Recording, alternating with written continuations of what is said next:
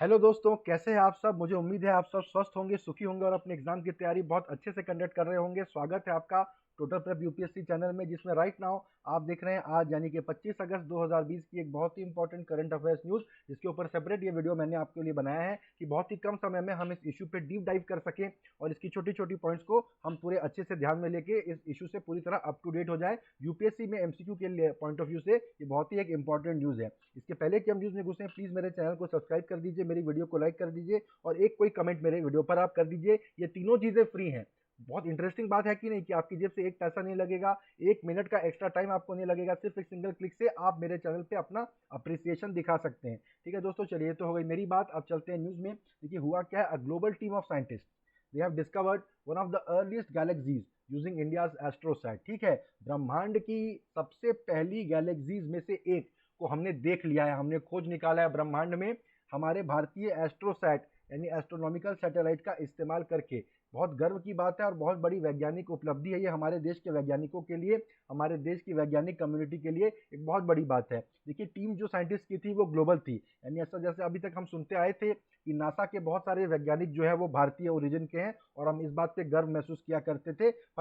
पर असली गर्व हम तब महसूस करेंगे जब हम देखेंगे कि हमारे इंस्टीट्यूशंस में अमेरिका के और दूसरे देशों के वैज्ञानिक आकर हमारे इंस्टीट्यूशंस में काम कर रहे हैं और वो अपने देश में बता रहे हैं कि तुम्हें पता है इसरो में अधिकतर वैज्ञानिक जो है यूएस से आ रहे हैं।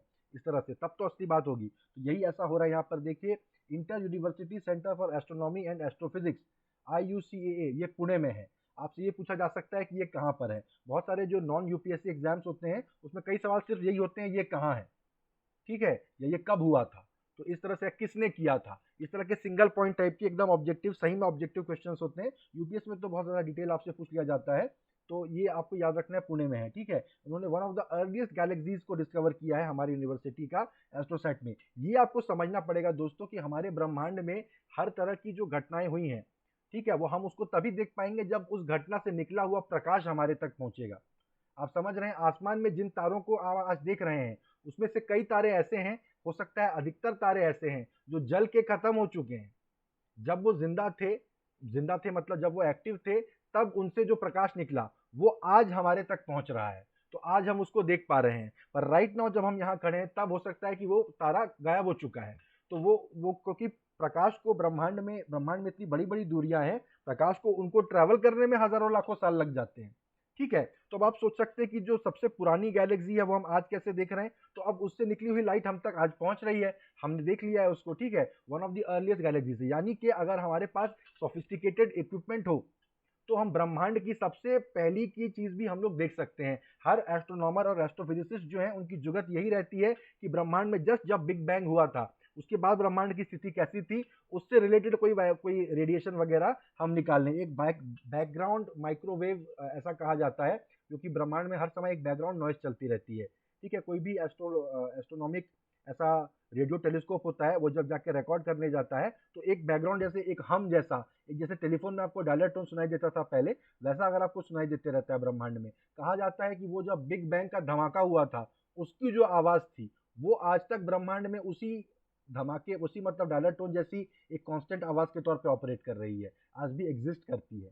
ठीक है, तो ब्रह्मांड में इस तरह की रोचक चीजें हैं। तो उन्होंने दुनिया की सबसे पुरानी, एक तरह से बहुत पुरानी गैलेक्सीज में से एक को डिस्कवर कर लिया है। इस टीम में देखिए India, Switzerland, France, America, Japan, Netherland वगैरह के वैज्ञानिक थे जिन्होंने एस्ट्रोसैट हमारे सैटेलाइट का इस्तेमाल किया, जिसमें कि 5 यूनिक एक्सरे और अल्ट्रा वायलेट टेलीस्कोप हैं जो कि एक साथ काम कर रहे हैं, मिल के काम कर रहे हैं to detect extreme ultraviolet light emanating from galaxy. इस गैलेक्सी का नाम क्या रखा है, AUDF-01 ठीक है, इसका नाम रखा गया है। इसका लोकेटेड हमसे 9.3 अरब लाइट ईयर्स दूर है। दोस्तों देखिए कितना दूर है ये, लाइट को यहां से हम तक आने में 9 अरब साल से ऊपर लग गया है। आप समझ सकते हैं इस दूरी को, मतलब आसानी से इंसान के दिमाग में घुसेगा नहीं ये कि ये कितना दूर है। आप सोचिए ना, लाइट जो है सूरज से हमारे तक 8 मिनट 20 सेकंड में आ जाती है। तो ये इतने अरब साल दूर तक जाने में कितना टाइम लगा है। ठीक है, और हमने कितना सेंसिटिव इक्विपमेंट बनाया है। देखिए लाइट वहां तक आते आते प्रकाश धुंधला पड़ जाता है, टॉर्च जलाते हैं तो वो अनंत काल तक उसकी रोशनी नहीं जाती है। ठीक है, तो वो बहुत कम हो जाती है लाइट इतनी दूर तक आते आते। हमारा जो इक्विपमेंट है वो इतना ज़्यादा सेंसिटिव है कि उसने बहुत थोड़ी सी लाइट को पकड़ लिया है और उसकी एनालिसिस हम लोग कर पाए हैं। इस टीम ने देखा जो कि Hubble extreme deep field universe जो है, हबल टेलीस्कोप है अमेरिका का, नासा का, जो कि उन्होंने स्पेस में रखा हुआ है अपना टेलीस्कोप। ठीक है, उससे डेटा हम लोग कलेक्ट करते हैं।